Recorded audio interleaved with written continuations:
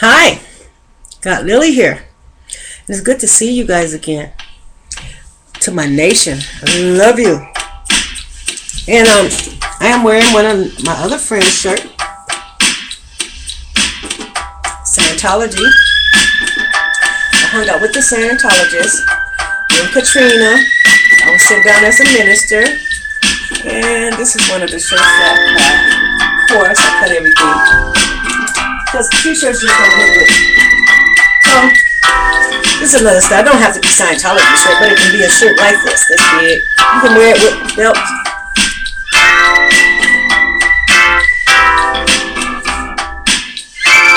This is, you wear it with shorts. You don't want a belt on it, please.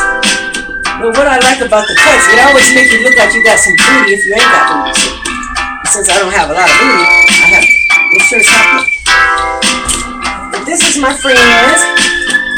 Let me see if you can see this. When I was in Louisiana, my friends from Puerto Rico signed the shirt for me. They're all the Puerto Rican. Jesus, McGill, and they signed the shirt for me. They told me if I ever come to Puerto Rico, they will treat me like a queen. They love me so much. And there's a lot of good love stuff on this shirt. Let me show you. I love them too because they were doing so much to help people. Look at that. Love you. You're wonderful. You know that make you feel good when you're doing a good job already, and then people appreciate it. You helping and they helping. I appreciate it too. That's my shirt. It's the front. There you signed it. And to all my friends, if you guys see this on YouTube, this is godlili. I had one girl even say, this is the jacket that I got when I was down there. Nice jacket. In case it rained on us. And what I loved about them, they did so much work. You wake up early in the morning, you eat, you go. And I was working with Sherry Allen too. Sherry Allen. Didn't even know who she was at first. I thought she was from Denver. Because I knew her so well. I just thought I did. She has that kind of spirit. I'm going to hang my stuff back up because I don't like to let it down. This is the hat. I had another hat that was signed, but for some reason it got away from me before I got home. A hat that everybody had signed to me. Yes, this is signature of my Scientology hat. Keep the sun out your eyes. So I enjoyed myself with them. I love them so much because they believe in really helping, not just talking. Or taking up a collection like most churches do. When the tragedy happened in Louisiana for Katrina, I was really upset. Don't even know why, but I was so very upset, and the spirit just wouldn't let me rest. So I went around to all the churches that I knew, asked the ministers what were they doing. Nobody was doing anything but taking up a collection. So then I went to my Scientology friends, and as soon as I walked in, the guy in the office, Pat said, "Lily, what's the matter with you?" Because I guess he could tell I was disturbed because I hung with them a lot. And so I told him that, "What are you guys doing about Katrina?" He said, "Oh, we got people down there already." He said, "You want to go?" I said, "Yeah." So they sent me down for 2 weeks. It was the most wonderful thing and best experience I ever had. And it was just devastating. And I do have film on that. I have to find it. I can't find my film on the Katrina. But when I do, I will air it. Even if it's 10 years later, I'll still air it, and the wonderful people that I met. So this is kudos to the Scientology people, all the ones I met off of Bannock and Broadway over there in Colorado. I love you. I think you're doing a wonderful job.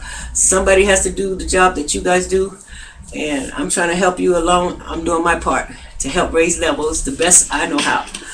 And thank you. And we're going to move on. We're going to read the Bible, of course, because that's what I do. My ex-husband told me when I was talking about politics with one of my friends, And we was arguing and going on as usual. He said, look, you don't know that much about politics, but what you know is the Bible. Stick to that. I said, okay, I guess you're right about that. I guess he's right. I need to stick to the Bible. And then I have to, I'm going to put this song on Spirit, of course. This is the one that God gave me. And it is just the song that I really just thanks to. I really can. I really can. Okay, the Spirit got me in Jeremiah for some reason. Jeremiah 1:5. We're gonna I'm gonna turn this down because sometimes I don't quite get the sound right on here. I noticed my last tape and I had my New Beginning too loud. But that's technology and you have to learn what you're doing. Okay, we're in Jeremiah 1:5. Sometimes I do go back to the Old Testament.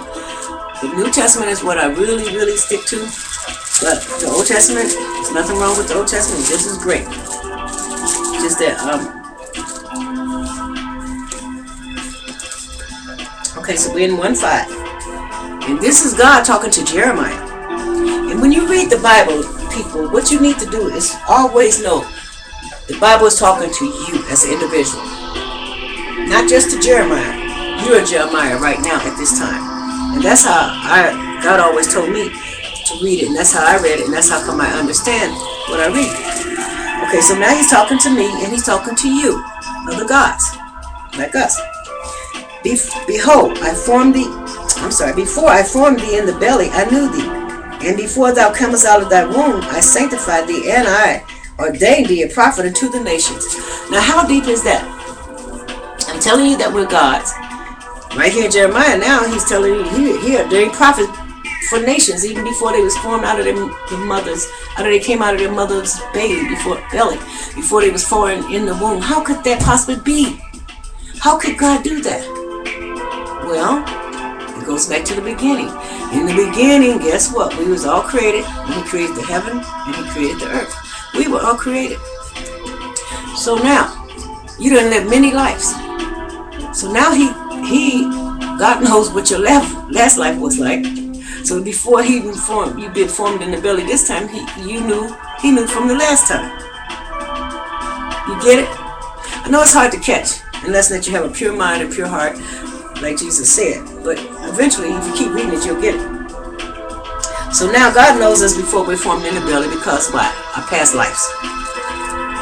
Then said I, O Lord, behold, I cannot speak for him a child. How many people think that they can't speak? How many people right now, people my age, think they can't even get on television and talk about anything? Can't get on the internet like this and talk about anything. Because behold, you can't speak. I mean, I'm not even, my words, I don't have a large vocabulary anymore. I used to have a pretty good one. But now, as I got older and then I had a sickness and it kind of dumbed me up or something. But I'm still struggling with it. I'm still making my memories work. And that's what we do. We don't give up. But before he formed you in the belly, he knew you. And ordained you to be a prophet unto the nation. Prophet or prophetess. If you want to be female, prophetess unto the nation. And said, Lord, behold, I cannot speak, for I am a child. But the Lord said unto me, say not I am a child, for thou shalt go to all that I send thee, and whatsoever I command thee, thou shalt speak. This is why I tell you God is speaking through me, because this is what he gave me one day when I thought I could never speak in the public. And he told me, open your mouth, I'll speak through you. Be not afraid of their faces, for I am with thee to deliver thee, said the Lord. So you don't have to be afraid of people's faces. I know a lot of people are so scared of what people think and blah, blah, blah, blah, blah, blah, blah. If you got God, you do not have to be afraid of nobody's face. You don't have to be afraid of what people laughing at you or talking about you, because sooner or later the truth comes out and the truth will stand. That's all I can tell you. What's real will stand. And then the Lord put forth his hand, pop, and touched my mouth. You see what I'm saying? And the Lord said unto me, behold, I have put my words in your mouth. This is what you pray for. If you want to be a righteous child of God, I'm not going to say Christian, because I was taught Christians do anything. And over these years of watching, I have seen that Christians do everything, anything. That's why you see the priests, the preachers, and everybody doing all kind of stuff that they say they shouldn't do. That's what makes it a sin. If you say you're supposed to do it and do it, then it's okay. But if you say you can't, you ain't supposed to and do it, you are sinning. Because if your conscience don't condemn you, neither do I. That's what God said. But He know He put enough in us to make our conscience condemn us. Unless something's really wrong. Unless you really are Satan. Okay. So He put forth His hand and touched my mouth. And He said, see, I have this day set thee over the nations and over kingdoms to root out, to pull down, to destroy, to throw down, to build, and to plant. So what I'm trying to do today, our nation, God people, is tear down all the old religious beliefs that we have been taught in this America. It is so backwards. And it's a lie. That's why people is cheating and sinning and doing all kind of crazy things. Because of the lie that we've been taught.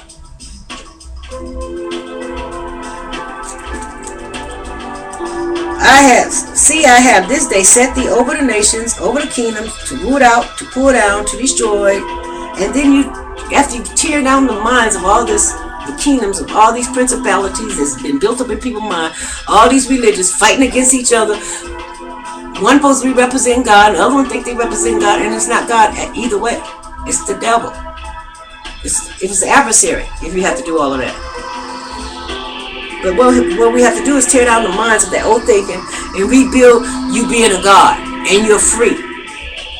These glasses is a trick, but anyway, you're free that way.